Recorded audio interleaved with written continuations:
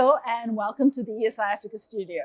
Right now in studio with me, I have Joseph Nkrumah, who is the Assistant Manager for Project Development of Renewables at Bui Power Authority in Ghana.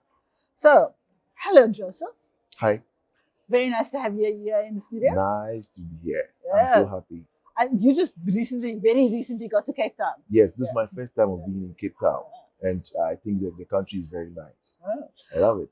So let's talk about your work at Bui Power Authority. I know that it's been going for quite a while, and I'd like to know, how is Bui Power Authority operationalizing Ghana's strategy around increasing renewables in the energy mix of the country? So Bui Power Authority is a Ghanaian company.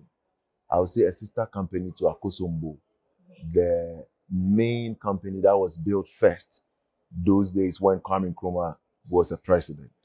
So we came to play 2020, where they give us the mandate to build renewables so far as the country is concerned, so that we can augment for the deficit and then interruptions in the country. So when we talk about contributing to Ghana's goal of achieving 10% renewable energy penetration by 2030, as part of the strategy, BPA has been mandated to develop renewables energy projects across the country. So when it comes to BPA, let me cut it short. We are the stronghold of building renewables so far as the country is concerned. And when I mean renewables, is that we are building, apart from the hydro, which was first given to us to make sure that we monitor, we do it well, and then we operationalize it. We are into hybridization of solar also. So it is hydro-solar hybridization, where we cushion ourselves whenever there are deficits in the system. The solar will then augment for the deficit. And then the thing that we are also doing is a solar exploration. The solar exploration, apart from the hybrid, is to make sure that all the renewables so far as solar is concerned have come to play or have been implemented and also developed. Now we have done 50 megawatts, which is operational or in operations at the moment as I'm talking to you, and also a 5 megawatt. That one is on the river. So both, we have one on the river and then one on the ground. So we have ground mounted and the floating solar. So what is happening is that the floating solar, I think globally, is the first in the whole Africa that we find ourselves, because none of us have been able to achieve that aim. It's only Ghana. And we are ready to scale up to the people outside the country as to how it is being done with our skills. So that is what we are also doing. We are also looking at wind energy.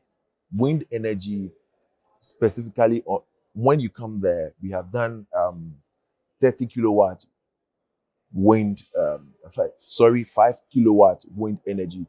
What we do is that whenever we want to build or implement a project, we first of all do a phase, something called phase 1, phase 2, to check and see if it is going to be viable. Then if it is viable, then the rest will then continue, so that we can do phase 1, phase 2, phase 3, and then we'll achieve the 2030 aim, which is the 10% of power into the grid. Now, I think that within the scope of 2 years to come or 1 year to come, we are going to achieve that aim, because as I'm talking to you right now, the 50 megawatt is we have added 100 megawatt, which will be operationalized within like 2 months or 3 months to come, which will be operationalized. And then with the 5 megawatts, where that is floating, we are also adding 20 megawatt. And apart from that, the government's giving us that mandate to go onto the area to harness or make sure there's viability in renewable.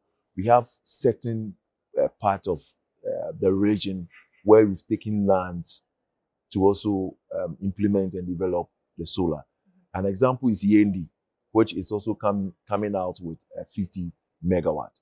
And as I'm talking to you right now, 20 megawatt is almost ready to be linked onto the grid. So basically, we are trying everything possible. Let me touch last one on this one. We are also looking at so far as technology is emerging, we have BESS, that is battery energy system. We are also into battery energy system. As I'm talking to you right now, we have 32 megawatt, which have been installed and not operationalized, but by the close of next 2 months to come, by July, which I don't know is July, right? July, we are going to be operationalizing it, which will now come to solve the intermittency in the grid.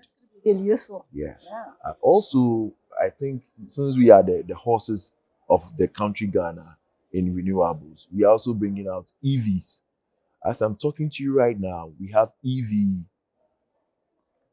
cars, bus, which are there to move our stars from one form to another. So when it comes to renewable, we are I'll say that we are doing about 80% of it to achieve the 2030 really agenda.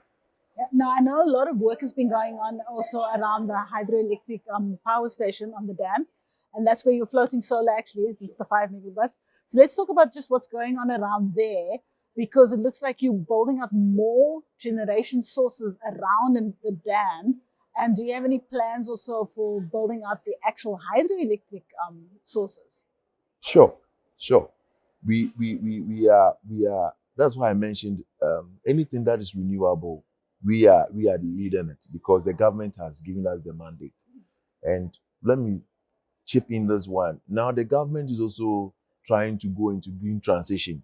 It means that everything that we do has to be green, and then move away from the depletion of the ozone layer and go to net zero. It means no depletion of the ozone layer. So it means that we are doing everything that is renewable. Let me continue. We go straight to hydro. Yes, we have rivers in the country, which also have the viability of producing hydro. And notwithstanding that, we are also making sure that feasibility studies are also going on to make sure that investors can come around to achieve that aim. Okay. So that we can meet the 2030 agenda. Right. And the floating solar, what is the plan to expand that? How big do you want to actually go? The 5 megs of floating solar that you have, how big do you want to actually expand that to? So we are trying to expand it to 65 megawatt. And now we are done 5 megawatt. Today we've started the 20 megawatt. Okay. So we used only 3 months with the expertise of the engineers in the company to achieve that 5 megawatt. So assuming we want to do 20 megawatt, we are expecting that in the next 5 months, we are going to make sure that the 20 megawatt is also completed. Now we have the transformers all placed at the vantage point where it's going to be fueling all the power, which we are going to achieve from the floating to the grid. So I think that going into it and achieving what we want to achieve will be perfect, and nothing is going to stop us. Okay. So one thing that could stop you, financing is not, financing of projects is a difficult thing. And I'm curious about what mechanisms Bui Power Authority have found to be the best way to secure financing for large infrastructure projects. That's a very wild question. We always ask ourselves, how are we able to do it? By God's grace and by the Almighty God's intervention, we are having a very powerful an investor who has agreed into our terms. And the terms that we are using is that we are doing EPCF, which means that engineering, procuring, construction, and then financing. It's more or less like a BOT, but it's another form of that. What we do is that we give you that option. You go through it, and when it comes to the maintenance aspect of it, we try to go hand in hand with you and cushion you with the maintenance so that you will not have any effect of what you have lost. By so doing, we will start doing the payment, because now we are the great horses. We can link into the grid. and make sure that things are well done. So as and when we take our feedback, then we give you yours, so that what you have lost will be gained with a short couple of time.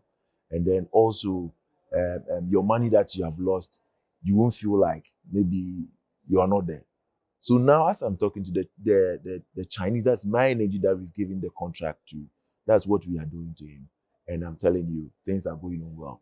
So he, in the same position, is also doing the floating, like 20 megawatt.